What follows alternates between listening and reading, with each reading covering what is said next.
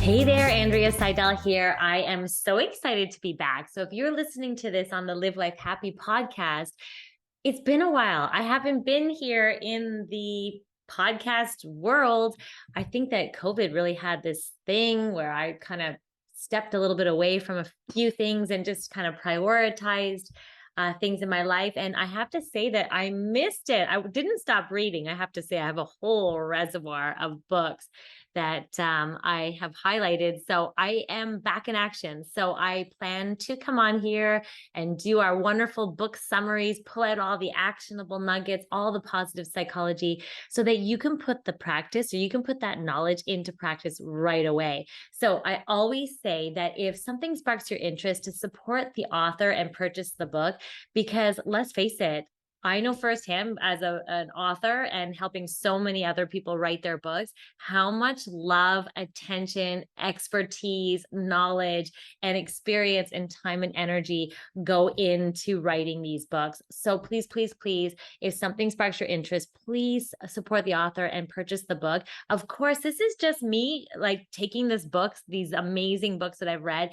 and pulling out some of the actionable nuggets, but there's so much more in these books. I mean, what can we pull out in about 20 minutes? Obviously there's so much more in these books.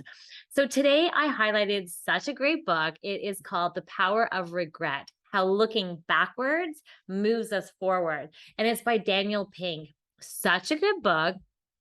So many amazing nuggets in here. So let's jump right in. So have you ever regretted something?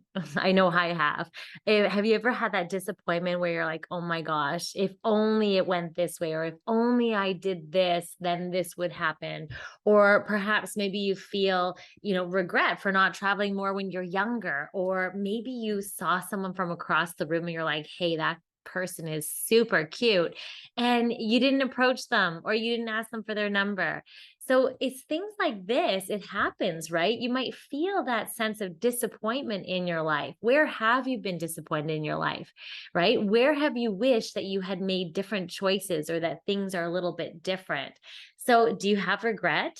That's the bottom line here. Regret is a feeling, and it's actually a feeling, and it's a real reaction to disappointment in events or in trauma or in challenge. It is basically that feeling or that reaction of being disappointed, right? Maybe it was a choice that you made that can't be changed, or maybe it's something that you said that you can't take back. Maybe you feel, some of these feelings that you just can't shake it. It might feel heavy. It might be that negative emotion of regret might be there, minutes and days after, or even in a lifetime. So this idea of regret is so powerful because in the book, The Power of Regret, Daniel Pink really does change our typical, we're in our society, we're always like, have no regrets, right? It changes that worldview that we don't want to have regrets, that we don't want to have that emotion of regret. But I have to say, he shakes this on our head. So he draws from human psychology. I'm obsessed with positive psychology and psychology and the science behind all these amazing tools and strategies. So he shares actually actionable steps for transforming the emotion of regret into action. He teaches us how we can use past disappointment to shape a purposeful future. So this is so powerful, right? This is what we need, because if all of us are going to experience regret at some point, well, then we want to know how to navigate it. So I want you to just take a moment and think about regret or any area in your life where you have disappointment or have had disappointment, or maybe you have regret. And just take a moment to maybe write it down, maybe hit pause here so you can write down any of those moments. Just take a couple minutes to really think about it, because you're going to love taking and walking through your regrets through all his suggestions that he has in this book. And so, sometimes we even have regret that's related to trauma. Like, if only I went down that street, or in my situation, if only I didn't, fall in love with someone who is an addict, you know, or like it could be anything like that, right? So if only, sometimes you catch yourself saying that, if only. So thinking about where you have some regret, where you maybe are feeling the heaviness of that emotion or just disappointment in your life. So the bottom line is that we shouldn't stigmatize regret, that we should actually embrace it. That's what we're about to learn. So regret is basically something that has existed in all of us, and there is power, and we can actually harness regret. There is some power in regret. So let's jump in. Let's, figure out how can we embrace regret, right? So, one thing that I love that he said in his book that I just want to jump right to, he says there's a difference between unproductive regret and productive regret. And so, unproductive regret kind of paralyzes us and makes us feel stuck in the negative emotion of regret. But then there's also this productive regret, which actually acts as a catalyst for positive change in our life. And the bottom line is, we get to choose. It's entirely up to us. So that's what this book is all about. We're going to go into that. So basically, one thing that he talks about in his book too is this idea that regret changes our lives for the better. So I want you to think about time where you did feel regret and how that regret actually made your life absolutely better. So, I mean, if you think about any situation in my life, is like I sometimes have moments of regretting being with someone who has an active addiction and kind of staying in it as long as I did. But I needed to go through that process, and I needed to stay there in order to really feel and notice. And see, I'm already working with my regret. But anyway, so regret, it's there for a reason, and it actually can propel us to make positive changes in your life. So right now, because of that regret, I literally will not be with someone who does not have good self-regulation.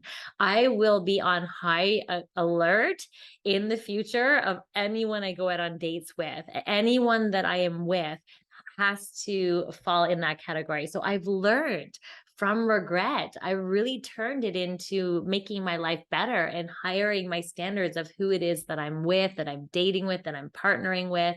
And so you can too. So the bottom line message here is that regret can change our lives for the better. So if we didn't have regret, or if we just sweep things under the carpet, or we just wallow in the regret, we may not have the learning opportunities that can actually make our lives better. So one example he talked about in his book, it was a cute example about Alfred Nobel. He woke up one morning and the newspaper basically said that he died, and they slaughtered him. They like basically said, the merchant of death is dead, and that it actually wasn't him that died, it was his brother, but they made a mistake. So he was able to read his obituary, and he was like dumbfounded. He's like, oh my gosh. So then he had so much regret. He had that human emotion of, oh my gosh, like being overcome by this feeling of regret, that if that's how his life was lived and that's the legacy he's leaving, then he had that moment of regret. But he confronted his regret head on, and he transformed it into something really meaningful. So what he did is he used this regret as a catalyst for change. And that's the message here, is that we can use regret as a catalyst for change to make our lives better.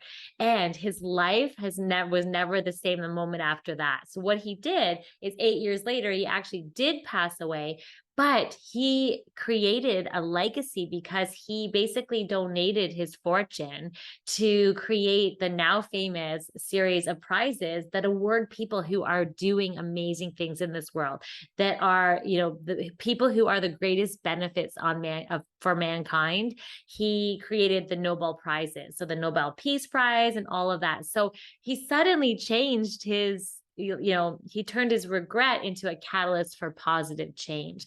So how can regret, or how has regret helped you in the past have a better future now?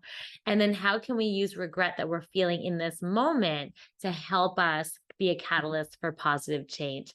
Don't you love that message? I absolutely love that message. The other key takeaway here in his book is this idea that we are humans. As humans, we're kind of swept away by regret. We are our brains are wired to be storytellers. And how he put it in his book is that humans are time traveling storytellers. And I love that definition. And so, because we are humans, we are wired to make stories of something. So, we think counterfactually, is basically we think about how things could have gone, and we make this whole story like, if only I did this, or if only I'd done something else, this would happen. So our brains are basically do that. We create this counterfactual imagination and storytelling. And this process is called counterfactual thinking. Like, it's actually, we invent an alternative. We revisit the past and we invent a new narrative or an alternative. Like, if only this happened, or if only he got sober, or if only, and we go down that path. So the key message here is that by punishing yourself with these if onlys, it's literally like you're tormenting yourself. So when you're staying in the if only this happened, or if only that happened, if only I had done this differently, what it does is it makes us sit in that regret and that emotion of regret and keeps us stuck. And so it's counterproductive. So this idea here is you can find them really easy by looking, do you have any if only statements, or do you go down that narrative, like making a new story for yourself, right? So this is it's common, and you're human, we all do it. So if only this happened, or if only I did this differently. So these if only statements, the message here in his book is that they're tormenting you. They're holding you back, right? It's counterfactual thinking. It's not going to help you. If anything, it makes you wallow in that feeling that doesn't feel good. So that is amazing, just to know that we usually get swept away by regret because we stay in that. We stay in tormenting ourselves. We stay in that story, if only, if only. And we don't use regret in a positive, productive way. We use it in an unproductive way when we're in that kind of pattern. Okay. So another key takeaway in his book is this idea of regret is actually a useful emotion. Now, all emotions are useful, but the way he described it in his book was so good. He basically said that negative emotions like regret are essential for our human growth. So this negative emotion of regret, if we didn't have it, we'd be denying ourselves of amazing growth opportunities or learning. And so regret is a wonderful negative emotion that actually has a positive spin. And so if we were to not look at regret or not look at negative emotions, it can be actually even dangerous. And the way he described in his book was that we have what's called almost like emotional stocks. And just like when you invest in the stock market, you're told to have a big diversity, spread your assets across your portfolio. And that's what he's saying too with our emotions. It's so important for us to have a whole gamut of emotions. It's not like putting on a smile and being happy all the time, because like a happyology is like, that's impossible. We need to have the whole gamut of emotions, because emotions actually are communicating things to us. It's steering us in the right direction. So think about it, right? Some of the positive emotions are love and joy and awe, and we get attracted to doing more of those things. Other emotions are considered a little bit more negative, like sadness or fear or regret. And so, but without question, we want to make sure that these positive emotions that we have, they outnumber the negative emotions, because we'll feel good, and that's a healthy portfolio. But those negative emotions are really, really essential for our well-being, because they help us. If we have fear, for example, it's going to shield us from threats. If, there's some like a burning building or a car about to come our way, right? Like that fear actually keeps us safe. Or if you think you taste something and it's disgusting, that's preventing you maybe from consuming something super toxic. So there's a place for all these emotions, right? And it's important for us to recognize, just like the emotion regret, regret is so essential for us to learn from, to grow from, and to achieve our full potential. So it's actually, regret is something that we can use as a really productive way to make a better future for ourselves. So just like his book is like, how do we look backwards to move ourselves forward? And that is looking at that useful emotion of regret. So how can you use regret to be useful in your life, right? So now let's look at that. Let's really investigate. And this is what I loved about his book, is that he basically teaches us how to transform regret into a positive catalyst. So how do we do that? We're going to walk through those steps. So if you have what you wrote down, what your regrets are right now, walk them through these 3 steps that he talks about and see how it helps you. And you can use these 3 steps to actually help you in the future, so you can find the power in regret. So the first step that he talks about in his book is this idea of, step 1 is to undo it. So if you have the possibility of undoing what has happened that you have regret about, then that is a great thing that you can do. So perhaps maybe you said something mean-spirited to your significant other, or maybe, you acted in a way that you wish that you acted differently, or maybe you lost a friend that you haven't reached out to in a long time. Well, it's never too late. It's never too late to undo the hurtful action. It's never too late to reach out and reconnect with a friend. So the first step is, if possible, to try and undo it, so that we don't have that regret, so that let the regret be a message that, okay, there's something I need to undo here. I regret doing it that way. Let me see if I can undo it. That's step number 1. So another step is to look at least, like, at least it brought me this, or at least that opportunity allowed me to write a book that's going to help so many people, or at least I learned so much from that relationship, or whatever it is for you, right? So maybe you attended medical school, and but you regretted attending medical school, but then you met the love of your life there. Now you have a whole family with her, and this and that, whatever it is. So this idea is that there has to be some good in it, right? If there's been no bad, it's basically what you've missed out on isn't all bad. So we want to look at least this is going on, or at least I got to do this, or at least I experienced what it's like to be at grad school, or at least, so you can see the power in at least. So walk your regrets through at least, and then it helps to feel kind of good about it. It brings about a positive emotion. So the first step is, if you can undo. The second step is take it through that thing about at least, like analyzing your regrets, and change the perspective that can breed more appreciation for the regret. It can breed more appreciation for the situation. It kind of helps give more objectivity to some bad experiences, and it gives you almost like a newfound perspective and purpose, and just feels good, right? It feels like you can make more meaning of the situation, and that understanding, like, okay, like, I regret that this happened, but at least blah, blah, blah, blah. And you fill in the blank. And then it kind of gives a new perspective. It actually gives meaning to what happened in that situation or challenge. So I love that step. So the final step, this is probably one of the most important ones, and it's probably the one that we get out of really quickly, is this idea of analyzing and strategizing. So step 3 is this idea that we want to look at these opportunities that can promote growth. So since this is all about looking, okay, like, what is it that I can learn from this, right? During this step, you're looking for, what lessons can I learn from my regret? It's not necessarily the situation, it's the regret. You're looking at the feeling of regret that you have, and the emotion regret. It's like, what is the lesson in this regret? So what is it that I can learn from this, right? And so recognizing poor choices can actually propel us towards a more productive, meaningful future that is more aligned with what it is our values are, more aligned with who we are.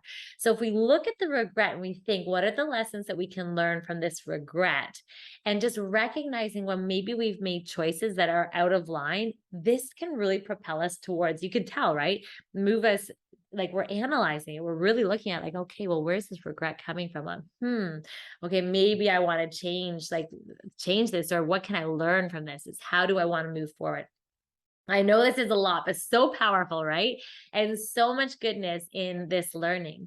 So instead of beating yourself up over the past or beating yourself up and staying in the regret as counterproductive, this idea of staying in disappointment and distress is paralyzing. Whereas if we can see, analyze and strategize on the other side of the coin, it's like, it's so much more productive. It's like moving forward, I'm going to do this, or moving forward, I will only date or be with people who have good self-regulation and that I can feel safe with. It's almost like moving forward. It's like, what can I learn? What is the regret? What are the lessons I learned in this regret? And then how am I going to move forward? I'm claiming it. It's like making a declaration. So I love the way he put it in his book. It's almost like statement of moving forward, I'm going to ... You fill in the blank. So you can see how analyzing and strategizing for a better future for yourself is so powerful just from the regret. There's so much power in regret. So I'm curious, how can you start strategizing ways to mobilize your regret for a better future outcome for yourself? How are you going to do that? So walk yourself through that, right? It's like, see if you can undo it first and then add the at least. So there's some appreciation for the regret, and then also analyze and strategize. So that's pretty much it for this book. There's a big difference between unproductive regret and productive regret. So while unproductive regret kind of paralyzes us and torments us and causes distress, productive regret feels better. It's a catalyst for positive changes for the future. It helps us so that we have, a better opportunity for ourselves in the future, right? Like, so the next time you feel this sense of regret, just pause and ask yourself, what can I learn from this? Or how can you use that regret as a catalyst for a better life for yourself or better choices in the future? And just remember that regret in and of itself is not a bad thing. It's actually a good thing. It's actually potential for a really nice positive change in our lives. So that is about it. And one of the fun taglines from his book is invest in regret and you won't regret it. So here we go. And the other thing is, a fun exercise too, just before we go, is pay attention to your goals. So when you are goal setting, or maybe you're setting New Year's resolutions, or you're like setting something up, one of the suggestions is to use past regrets to help you make new goals. And that shows you the power of it, right? So if you think about, list your biggest regrets, maybe from last year, maybe from the month ago, and then use that to help you formulate your new goals or the way you want to be and show up. So powerful. This way, your regrets will be reframed and you will have a catalyst for change. So that's it, everybody. I hope you got a lot out of this. Such a good book, The Power of Regret, How Looking Backwards Moves Us Forward by Daniel Pink. Thanks, everybody, and I hope you have a wonderful week.